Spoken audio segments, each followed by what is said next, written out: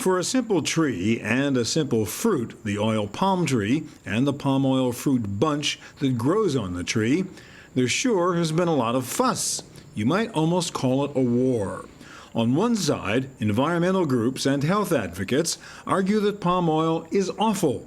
They say it's high in fatty acids, causes stroke and heart disease, and the farmers who grow palm oil and their corporate masters are destroying the rainforest, killing orangutans, and contributing to global warming. But there is another side in this battle. Palm oil supporters say the fruit is unusually rich in nutrients, a powerful source of vitamin A and vitamin E, and with unique antioxidant qualities. The farmers who grow palm oil say it is the most efficient vegetable oil in the world, using far less land than its competitors, canola oil and soybean oil. They say they're not destroying the forest. Oil palm trees are the forest. And palm oil advocates argue that no other plant in nature provides so many different, usable products and helps to feed the world's growing population. Palm oil is present in thousands of different food products. So who is right? Is palm oil nature's curse or nature's blessing? Or can it be both? We went to Malaysia, one of the world's major suppliers of palm oil, to find out the truth. This is what the fuss is all about, the oil palm tree. Now, the farmers who grow palm oil here say this is a blessing from nature. It is a healthy, abundant, economical source of food. But the environmentalist critics disagree. They say it is a curse. It is destroying the forests, increasing carbon emissions, and threatening the very existence of Malaysia's orangutans. For what it's worth, Wall Street thinks palm oil is great. There were two gigantic IPOs last year, one you heard of, Facebook, and one you probably didn't hear of, FELDA. FELDA is a Malaysian company and the world's largest owner of palm oil plantations. The Facebook offering price fell after its initial public offering. The FELDA IPO doing very well, thank you, now well up over its initial offering price. The offer price was RM4.55. So there's an increase about the 86 cents, nearly about 70%. We are the second biggest IPO in the world after Facebook. Of course, we did better than Facebook. We have got a solid track record of business profitability, solid asset, and I think the potential for growth is there. FELDA's CEO says there are other good reasons for its successful IPO. We are backed by a solid asset. In fact, we are the third largest plantation owner in the world, and we supply the largest crude palm oil in the world, 3.3 million tons of crude palm oil. Yaw Chun Soon is the former president of the Malaysia Stockbrokers Association. The interesting thing is that it was oversubscribed, and you have a lot of international investors who are very keen even in taking up. And basically we are talking about palm oil plantation, and it's huge business. Malaysia has been one of the forerunners in terms of production of crude palm oil, and it's bringing a very good pricing also. If you look at it, the high for this year on the CPO price is about 3,600. It went down to a low about 2,800, but it's holding about 3,000. And in terms of our yield, it has been very good here.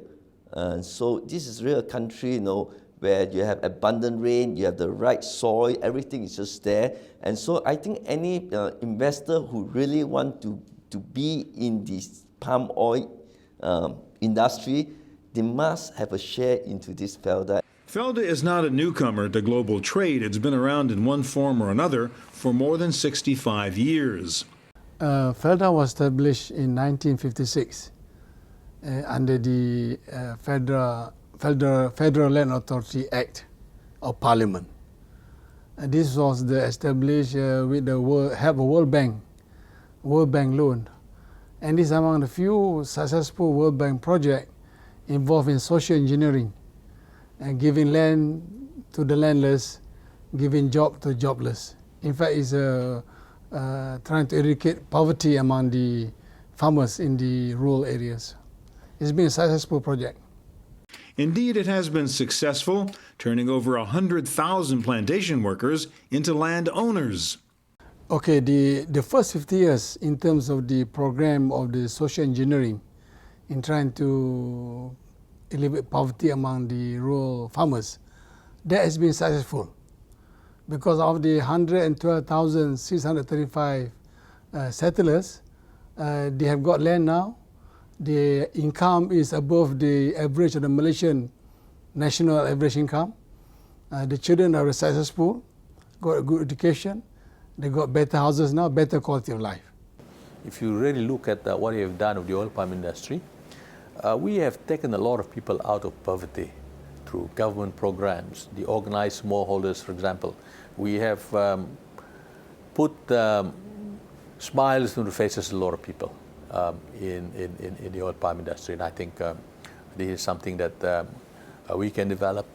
There are countries in Africa, perhaps, in which the model that we have done in trying to go into smallholders development in an organized way can perhaps be adapted. The new publicly traded FELDA has many parts, some governmental, as in the past, helping settlers, but some highly entrepreneurial, seeking to leverage the company's vast assets. The commercial part is the non-settlers' land.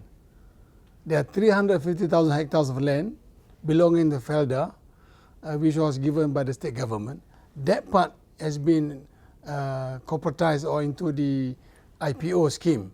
The 500,000 hectares of land belonging to the settlers, that continue to be with the settlers. In fact, most of the settlers got a title for the land. So that part has not been disturbed. So not an inch of the settlers' land be taken away in the IPO process. The success of the FELDA stock offering is even more surprising given the current political climate in Malaysia.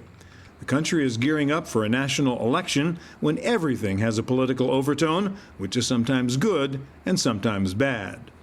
Kamal Malhotra runs the United Nations Development Program here in Malaysia. He says there may be more to the FELDA IPO than meets the eye. I think this whole question of the IPO and all of this is an attempt to, well, obviously in a political year it is seen by many as a way to get loyalty in terms of votes. I haven't followed it totally closely, but I do believe that there are many risks associated with this, because it's like any group of people that haven't previously been given cash in large amounts. A lot of these people could over time lose the real assets of land that they have, especially depending on what happens to the market. So I think there are real concerns, and of course there is a group of FELDA settlers who are opposed to it. There are many, of course, who welcome it, and in a politically polarized context and in an election year, it's politically one of the hot potatoes. It was a hot potato because some farmers and workers and plantation owners were concerned that they would not get their fair share out of the IPO's proceeds. People want to obtain maximum benefit from the oil palm industry, whether they are the big plantation, the smallholders, or the indigenous people. They want a piece of the cake, so to speak, because oil palm provides that opportunity to become rich, to become prosperous, to be able to educate their family, children, and so on. So the idea behind all this tussle is for them to be given a piece of the action. Tan Sri Datuk Dr. Yusof Basiron is CEO of the Malaysian Palm Oil Council. He concedes there have been some disputes over where the IPO money has gone, but again he says it's just part of palm oil politics. Unfortunately, such controversies, while they are being taken up and solved at the court level through our national laws and provisions such as that, outside third parties, NGOs try to come and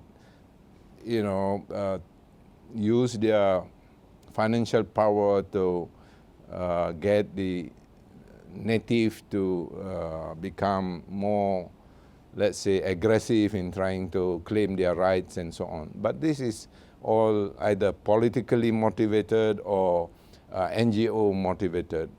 The non-governmental organizations have to understand the problem. You know, that what we are trying to do in this part of the world, for example, it is not to annihilate tracts of land that are under forest cover and not to destroy the environment, but to provide for a people. There has to be a balance. The world has to recognize that there has to be a balance between people, planet, and profit. Yeah, and I think we should be able to help the people by utilizing the resources of the planet. But of course, we have to make sure that there is balanced development. This is not the last time we'll hear about the palm oil industry's concern with the influence of the NGOs, the non-governmental organizations, but Tan Sri Basiron says they are making a mountain out of a molehill. To us, it's not a problem, but a lot of the NGOs want to make it look like it is a problem. What the people want is they want to be planting oil palm, benefiting from the palm oil industry as it expands from year to year, because the oil palm industry generates 80 billion ringgits of income to the country now. And 80 billion ringgits is equivalent to about 20 billion US dollars. And there is plenty of money to be shed around the country by the people of the country, and therefore they don't want to miss out on this opportunity. But not everyone agrees that the distribution of FELDA cash was handled fairly, especially in this multi-ethnic society. The FELDA scheme has had a positive impact on the lives of certain groups of people, but simultaneously a lot of, particularly the Malaysian Indian population, has been displaced. And a lot of the urban poverty that you now see in Malaysia can be traced back to particularly Indian plantation workers no longer having land, because the FELDA scheme has essentially favored Bumiputra. Bumiputra means roughly son of the land, and generally it refers to the native Malays. As we'll see later, there are some tensions among Malaysia's major ethnic groups, the Malays, the Chinese, and the Indians. But there is no question that overall, this FELDA IPO has been seen as a financial success and a new opportunity for Malaysia to grow as a major player in the international economy. Dr. Kim Leng is chief economist for RAM Holdings, the Moody's of Southeast Asia. When we look at the IPO from a larger perspective, I think there is an opportunity for large companies to actually to create a more efficient industry, basically through economies of scale, and more importantly in terms of downstream processing to add value. That opportunity will come especially if with that kind of corporatization of the plantation sector. FELDA used to be a small shareholder. It's more like a rural development scheme created by the government to help the rural poor. Now it is basically an aggregation of the smallholders, and now they have the opportunity to become one of the top 5 commodities giants in the world. So that opportunity, I think, will come with this IPO.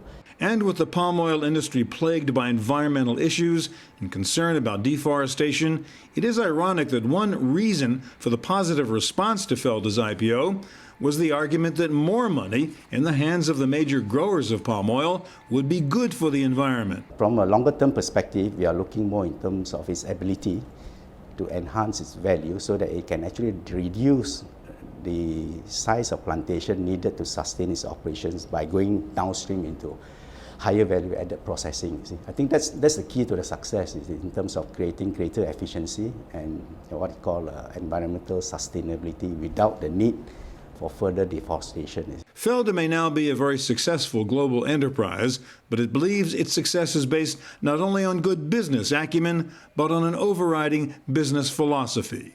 In FELDA Global Venture, we always go by the 3P principle. Of course, people come first, the planet is also important, and profit is important. So if you have the 3 together, then you can grow the business well. The society will benefit, the environment also will be sustainable. So that is the philosophy here. So why were investors so hot for FELDA? Its palm oil trees and the fruit that comes from the trees can be turned into countless different products. There is almost no waste. There's food in the form of vegetable oil. There is wood from the trunk of the tree. There is biodiesel fuel using processed palm oil. There are health supplements. There are compressed briquettes used for home heating. There is fiber used for bedding, and fertilizer, and particle board, and it goes on and on. All from a 25-foot tall palm tree that, by the way, is a perennial and bears fruit for 25 to 30 years. It's made lots of farmers rich and boosted the standard of living for hundreds of thousands of Malaysians. So what is the problem? This is one of the problems: the intelligent and human-like orangutan. We're in Kuala Lumpur now, a hustling, bustling metropolis of some 7 million people. But if we were to travel to the east about 1,000 miles across the South China Sea, we'd get to the island of Borneo and the two Malaysian states of Sarawak and Sabah. Now, it's a lot less developed over there than it is here on peninsular Malaysia, but nevertheless a lot of controversy in the state of Sabah, because it is the home to some 20,000 orangutans. And the environmentalists say the palm oil farmers over there are destroying the forests and taking away the natural habitat of these orangutans. The orangutans are the stars in many of the NGO commercials attacking Malaysia's palm oil farmers and accusing them of killing orangutans and driving them into extinction. But the facts are a little more complicated than that. Datuk Sam Mannan is the director of the Forestry Department in Sabah. Some NGO was making a statement that 300 orangutans have been killed over the last God knows how many years. We cannot deny that there are incidences of orangutans being killed. I heard that firsthand even before I joined this department. That was in maybe 2 miles away from town. The worker doesn't know anything, ignorant, probably panicked, and he tried to defend himself, and he probably killed that. I've also known of cases of orangutans being poached as bushmen. We have also taken action against that, but that was years ago. There have been many accusations about palm oil farmers here ravaging the land and even murdering orangutans.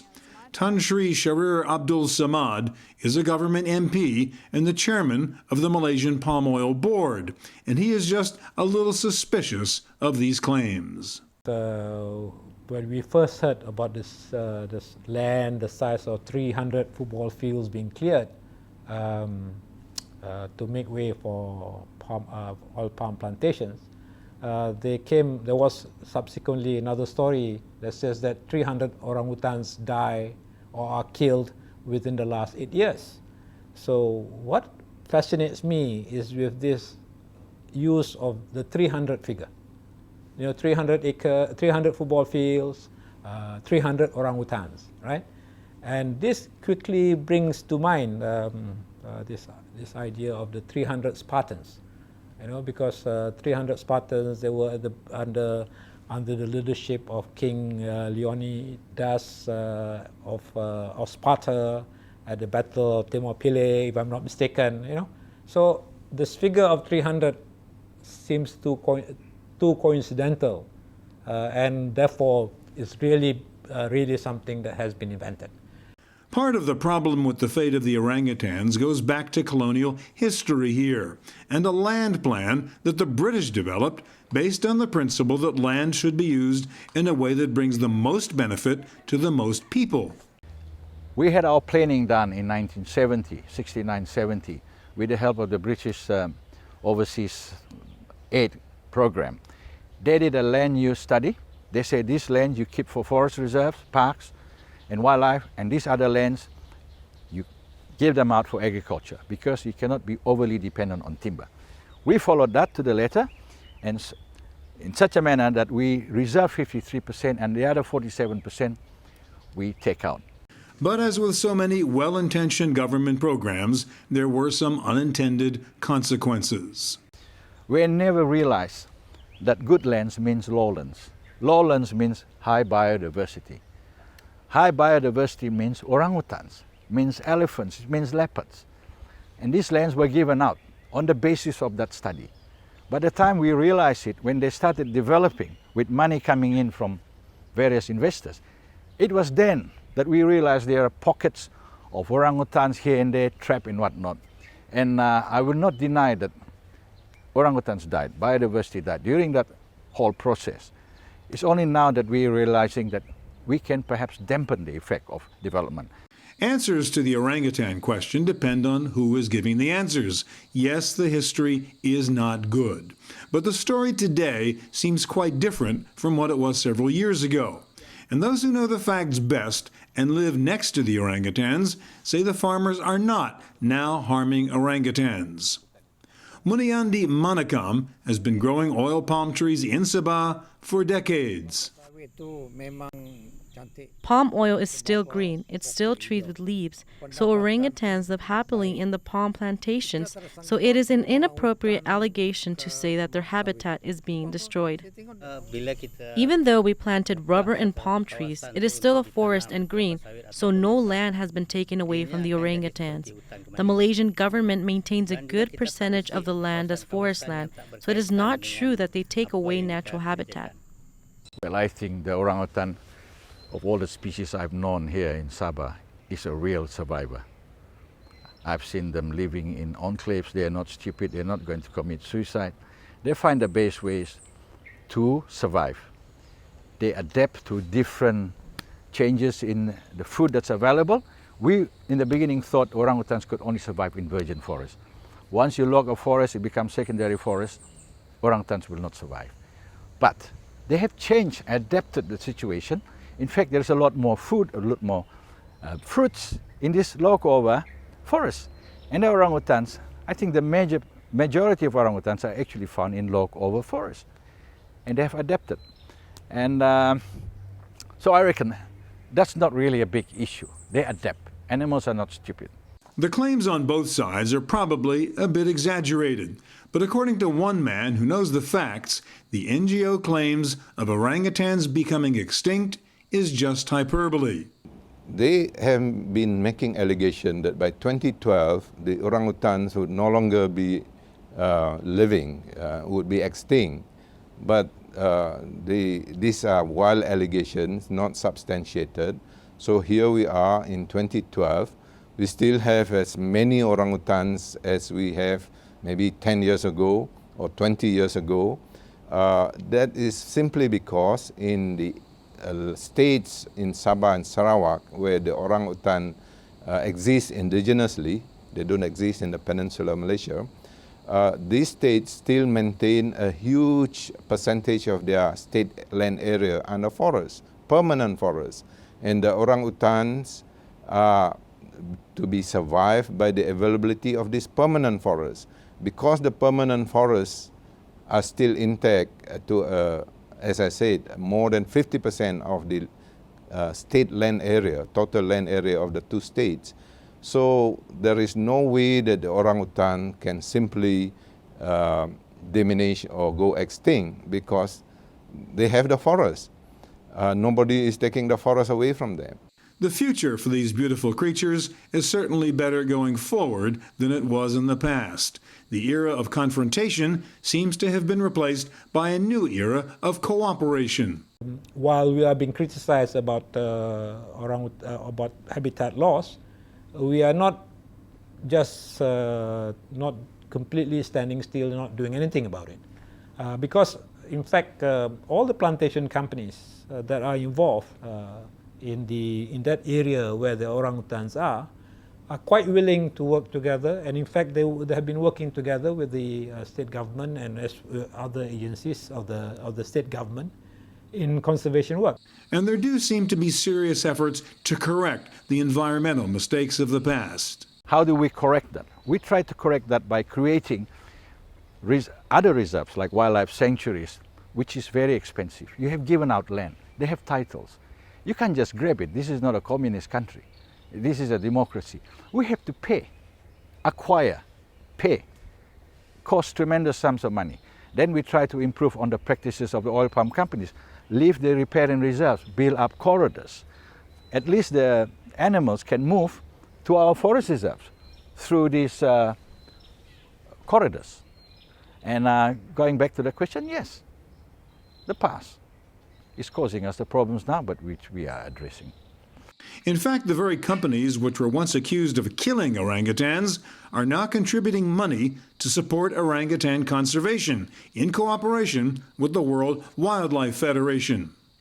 One of the plantation companies was willing to donate or even to surrender 80,000 hectares of his own land, so towards conservation, working together with WWF. And you don't get companies to do that so easily. And I think is a measure of their commitment of the plantation industry, of the oil palm industry, to work together with agencies like the WWF on issues like conservation. The man in charge of forests here in Borneo says the orangutans are now doing quite well. We still have plenty of areas which we have set aside for conservation, and it has not wiped off any species whatsoever. I reckon, and this is my catchphrase, if the orangutan is going to survive as a species in this earth, it will have the best chances here in Sabah. There's much more ahead on Malaysia, the palm oil business, and the environmental issues here. Join us next week when we look at strategies for halting deforestation, dealing with the special environmental problem of wetlands and peatlands, and Malaysia's report card on meeting its goal of becoming a Tier 1 global economy by the year 2020. That's coming up next week on Palm Oil, Nature's Blessing or Nature's Curse. Reporting from Malaysia, I'm Stewart Cheifet.